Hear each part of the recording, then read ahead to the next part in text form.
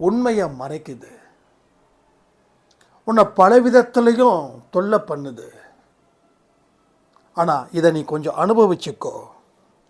இப்போ நீ என்னென்னலாம் சாபத்தை ஏற்றுக்கிட்டு இருக்கியோ அதை அத்தனையும் நான் வரமாக மாற்றுவேன். அன்பே சாயிலும் வாக்கு தத்துவத்தை கொடுக்கலான்னு நினைக்கிறேன். உன் சாபங்கள் அத்தனையும் வரமாக்கப்படும்.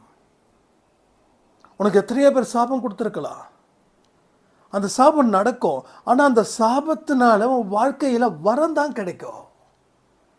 நீ எவ்வளவோ தூரம் கஷ்டப்பட்டிருக்கலாம், ஆனால் இந்த கஷ்டங்கள் என்றைக்குமே ஒரு மிகப்பெரிய ஒரு வாழ்க்கையோட வெளிச்சத்துக்கு தானே தவிர இந்த கஷ்டத்தை முடங்கி போகிறது உன்னோட விதியே இல்லை.